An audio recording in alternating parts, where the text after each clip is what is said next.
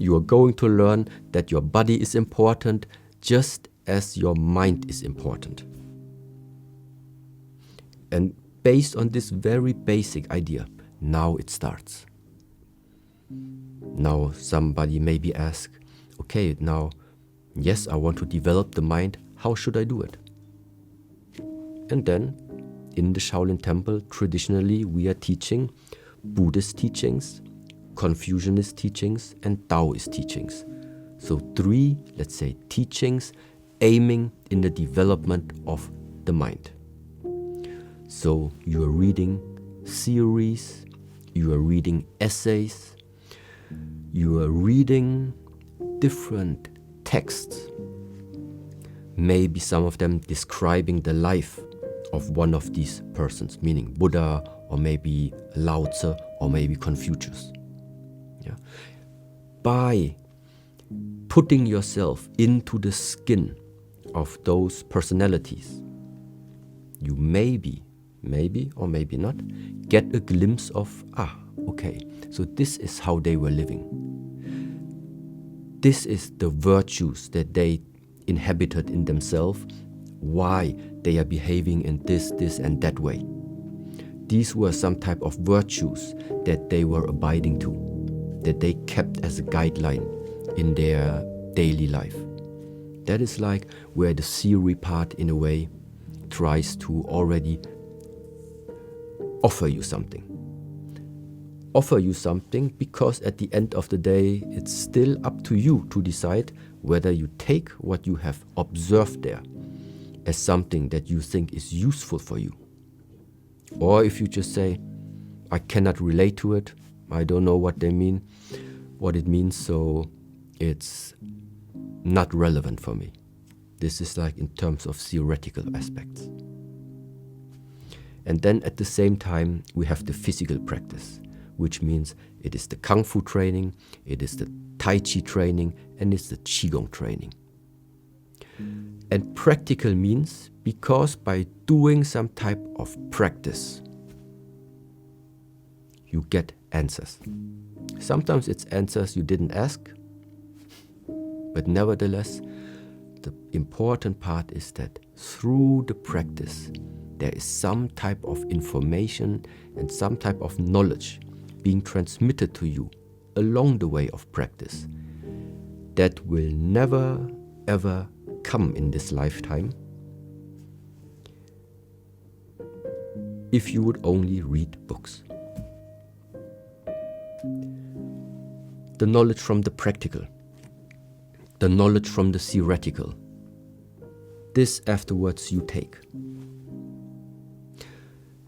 What it means is you have a field of knowledge, you have an area that now at any time wherever you are going in this lifetime, you are able to access it.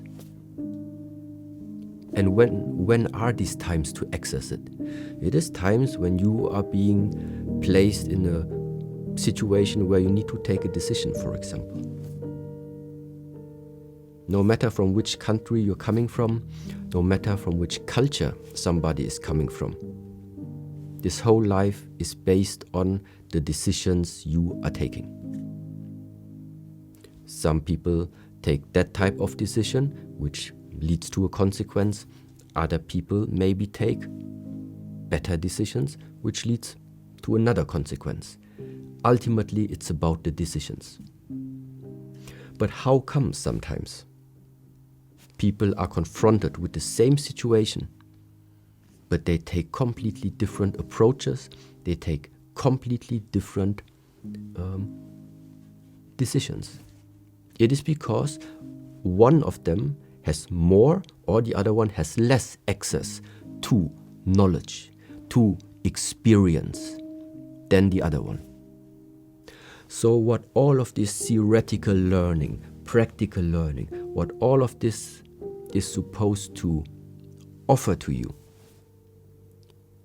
is just a whole bandwidth of solutions, which we think is very good to have, walking through this lifetime, not only as a martial artist.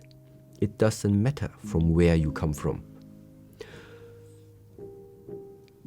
the more possibilities you can access, the better for you. Today's video is sponsored by MulliganBrothers.com, where you can now get the all-new Memento Mori poster that is behind me with 10% off using code STOIC at checkout. And please join the waiting list for the new journal. It is dropping very soon. But before that, here are my personal favorite rules from Master Shi Heng Yi from the Shaolin Temple Europe. Let's dive into the video. Sometimes in order for you to develop something, some type of experience, some type of situations are necessary. So that means this idea of sometimes it needs something really, really emotional that triggers you inside. Then a change comes. Sometimes it's exactly what makes you cry, exactly what makes you confront yourself and what is super uncomfortable. Exactly these moments sometimes are the ones you should be thankful for, because they carry the potential to unlock something very fundamental inside of you. Let's say like this, yeah? It is impossible for a human being to walk through this lifetime without making things that the first time they do it directly go right. What I mean is, everybody will do something which will go wrong, no matter in which type of field. But after it went wrong the first time, the question is, how are you going to continue? If you are starting to be wise, intelligent, you are observing the situation. Why did you make it wrong? What was the mistake? What went wrong in it? If you are confronted the second time with the same situation and you make it wrong again, so apparently you didn't learn something. And in the way how Confucius expresses this is, making something wrong the first time is not a mistake. It is your chance to correct it. But making the same situation over and over, wrong again and wrong again, because you're of the unwillingness to learn something from it, that is the mistake. That something goes wrong the first time, this is not the mistake. If you don't learn from it, if you don't observe the situation, take the knowledge out in order to make a better outcome for the future, if this is not your trial, if this is not what you're aiming for, then it's a mistake. So in a way, it is the same that nowadays we are already expressing with the term of, that's why you need challenges. You will fail definitely a few times. The question is, what will you take out of these failures? And in the way of people, for example, yes, it can happen that you made in the past, took some decisions, took some actions that have shaped your present life right now and also will have an impact on the future. But we cannot undo the past. Therefore, the question is, what will you take out of this lesson that you have? You did one thing wrong in the past. Now it's following you your whole life long. First conclusion is, I need to better take care about what I am involving in. Message number one. Now, some things you cannot undo, yet there is still the possibility to rebalance things. And there are different ways how you can approach it. For example, by doing a lot of charity work. you did wrong to many people in the past. Now, do something good for many people where you are excluded. Let's say charity work. Invest some of your time to take care of people that they can benefit from your work energy, let's say. These are very practical ways that in our tradition we also sometimes make use of. Charity work, donating, this is where all of this comes from. Yeah. Because it takes something. It takes something from you in order to live this way of life. Everybody talks about letting go of the self, letting go of the illusion of the ego. Yeah, how? For example, like this. Do something that is not for the benefit of yourself. Invest your lifetime, a few hours, a few days every week, every month, and do something where other people are benefiting from your work. This is what I think is a practical way how that maybe guilt that some people still feel nowadays can be reduced. Before you were taking, now it's time to give. When things are rebalanced, then you can continue on another path again. But before anyone continues, you need to rebalance.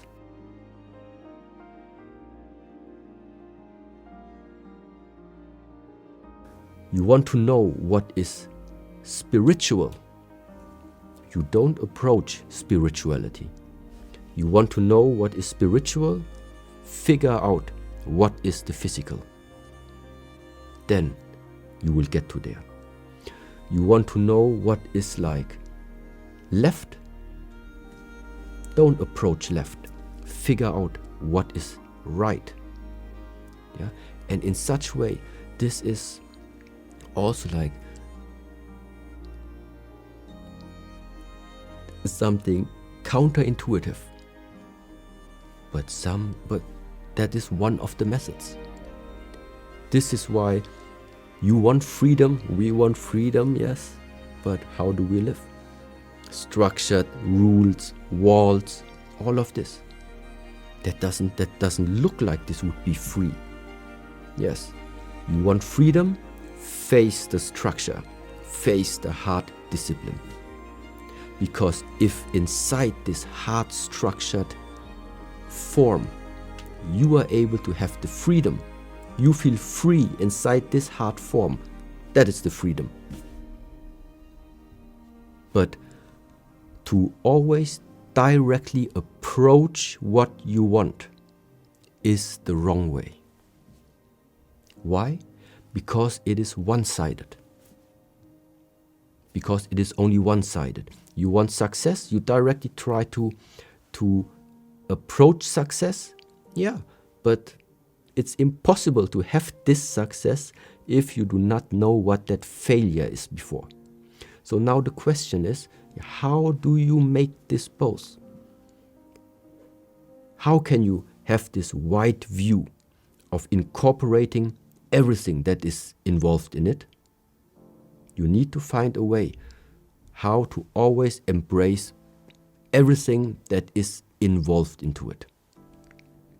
And that's why we say relaxation and tension, they both belong together. That's why there's no way. I need to know both of them. This is not about if you want or not. You need both of them. Of course we want to have spiritual development, but how do we get there? By figuring out what is at the moment really accessible to me, my body. Because this is nothing about imagining, this is nothing about fantasizing. Your body is something that is available to you 24 hours every day. So therefore, because it is so close to me, I can learn from it. So we go from the physical to the spiritual. And this is where I would say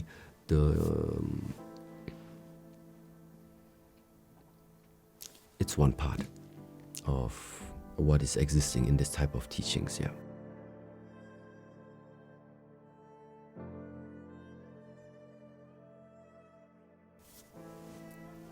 What I know is when people receive some type of knowledge, that knowledge can be very, very powerful. There is knowledge out there that just gives you the ability suddenly to see for yourself what you are capable of. Now the question for me is, if I would like to run any type of system, if I would like to establish some type of structure,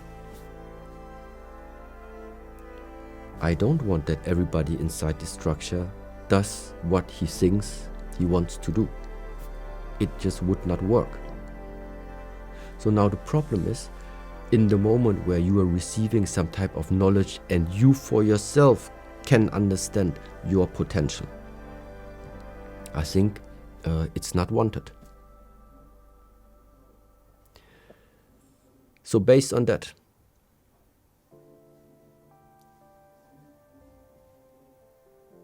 it was unwanted after some time that the real knowledge, that the real methods are being shared to too many people, not just in China, but worldwide.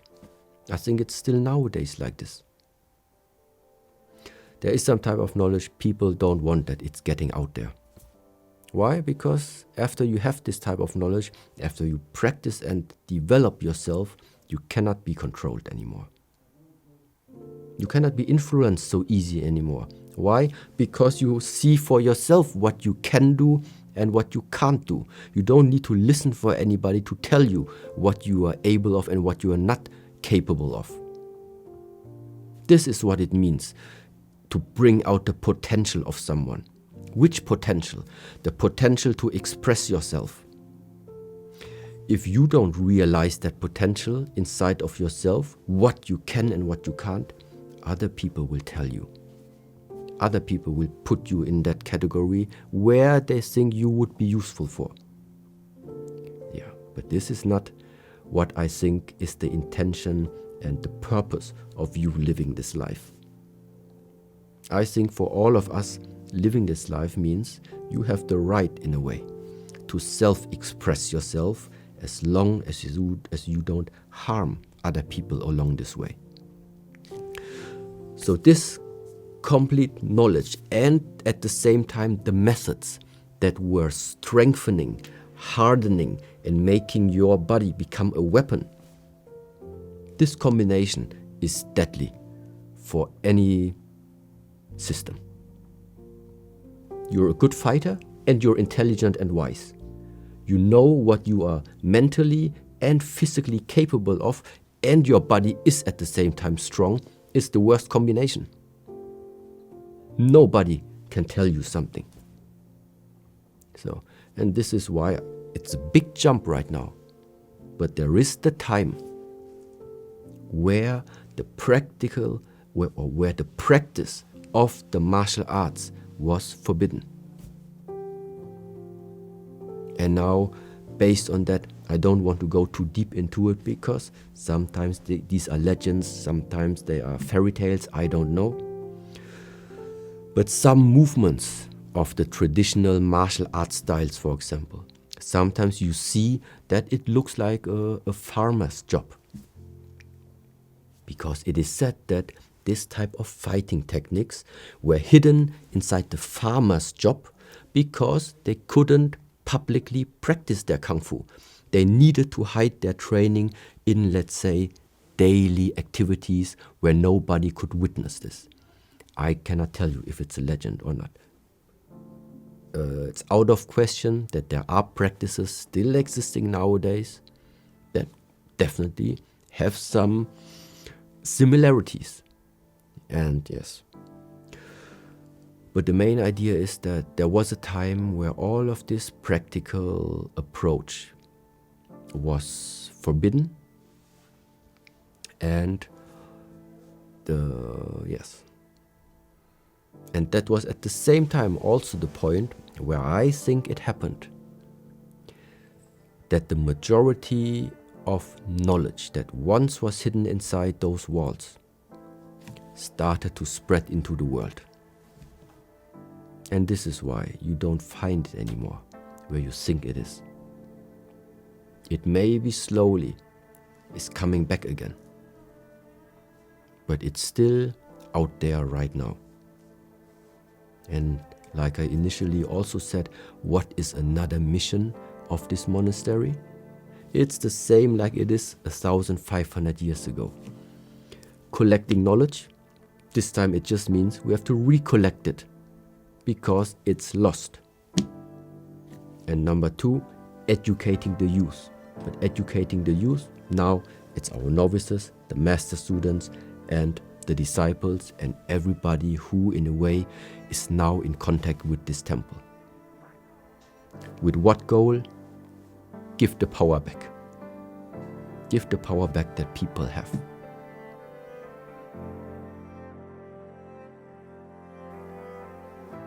Is that humans have the same issues in every country, regardless of nation and culture.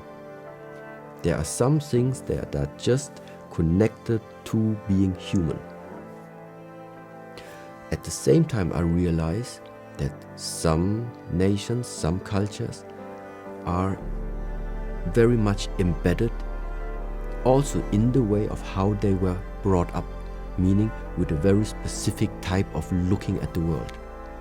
Another part of this world has other ways of looking at the same problem. Everybody is looking for the solution of their issues. And sometimes there is not only one answer. Sometimes the answer from them is correct and the answer from them is correct. Because sometimes the answer and the solution is based on the person itself. I make it maybe a little bit more clear. In Buddhism exists, for example, this idea of reincarnation. In other traditions, you don't have reincarnation. Either you have paradise or you have hell. So now somebody might be asking, so who is talking the truth now? The Christians or the Buddhists? So what of them? Either reincarnation or hell and heaven. What if both of it would be possible? What if the person who his whole life long believed and grew up in this belief system, there will be heaven and hell. Okay, you go to heaven and hell. And if somebody died with the last thought of reincarnation is possible, why he can't get to that state of being reincarnated? Who says there can only be one of those two things? Because potential for me means if a human can think it, it's there. And if somebody creates something in the mind between heaven and hell, it's there. If somebody creates in his mind reincarnation, it's already existing in the mind as well. And so from this example, I can just see that what nowadays is happening is that a lot of Eastern insights, Eastern methods, for example, are on the one side being more and more exposed in the Western world. And then it seems like the Western world now is trying to counter with some insights that the Western science and the Western culture maybe has developed. And I just think both of them are right. It would be good to see the connection between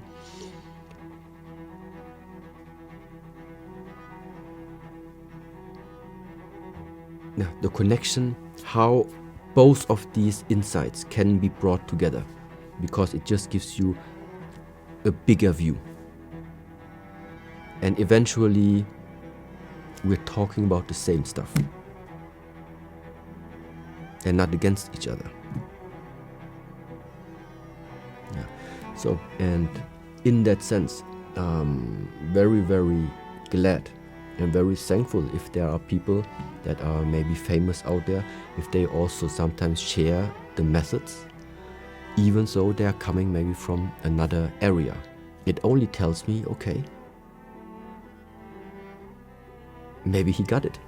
Maybe he understood that it's the same. It's just I just speak another language. With the way of how I speak, I can reach a certain group of people. With the way of how another person explains it, for example, Joe Rogan, the way how he talks, he reaches another group of people.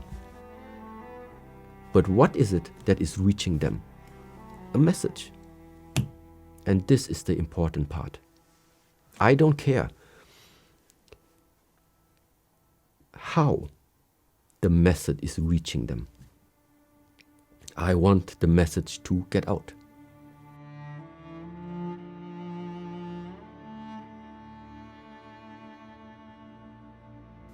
In the recent times, for example, when I looked at different interviews, there is one word which like starts to, maybe it seems like it, but it pops up more often, which is the warrior. Yeah, it pops up a little bit, quite often.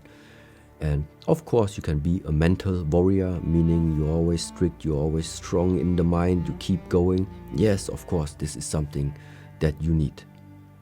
But at the same time, taking it a little bit more literal, a little bit more martial, it also means a warrior that you at the same time have the physical abilities to interfere. A warrior is sent. A warrior has or feels the obligation. If something is out of balance out there, I'm gonna fix it. Or you try. And if you try and you fail, you try harder next time. But you don't give up on that statement that you're giving to yourself. So, and in that sense, and especially that the Shaolin warriors are embedded in the field of martial arts, the full picture is you need to have a capable body. But if I would express it like this too often, maybe there will be a group of people that say, yeah, but I can't anymore because of this, and this issue. So how can I still participate in the Shaolin teachings? You can, of course. That's why I'm telling this the whole time, that it's not about this martial aspect. But if you want to have a glimpse into how in the past Shaolin warriors were living, why they were called like this, it's possible to find it out. And that means you are using methods to bring something out of the body that the average person does not have. It's not only that you're physically able. It is something very strange. It is something that inside of you access something different in you. There is a famous saying which is called Gui Shou Fo Shin, demon's hand, Buddha heart. It's an old Shaolin saying. Develop the demon hand while at the same time maintain the Buddha's heart. Demon and Buddha, you might say they are both very two different sides. Yeah, you need both. You need both. Demon hand, demon heart, no good. Then you are going to become a threat for this world. Demon hand, Buddha heart? Well, to be able to access something and then decide upon your heart whether to use it or not. I think this is what we're looking for. Yeah. And the physical abilities is important, of course, but there's more to it. Thank you so much for watching the video. If you want to support Master Shi Heng Yi, you can head over to shaolin.online for more free resources. And also, if you enjoyed these rules, comment down below which one was your favorite. Hit the notification bell, hit the subscribe button, because we have some fantastic projects coming along the way. And if you want to support us, please head over to our sponsor today, www.mulliganbrothers.com, where you can now get the all-new Memento Mori poster linked behind me. That's my poster with 30 years plotted out on it. It's a constant reminder that you're gonna die. That motivates me, so if you think it will motivate you, use code STOIC at checkout for 10% off. And also, if you want to join the waiting list for the Not a Journal, follow the link in the description. Yes, the Not a Journal is coming back in stock. While stocks last, I think we need to reorder. The amount of pressure that you guys have been putting on us to get this done quickly has been insane. So please put your name down, because once they are gone, as always, they are gone. Guys, thank you so much for watching. Thank you for subscribing, hitting the notification bell, and anyone who's joined the channel, for the channel members, we have some exclusive content coming very soon. Have a blessed and productive day, and I'll see you in the next one. Join me on Instagram at Jordan Mulligan, brother. Peace.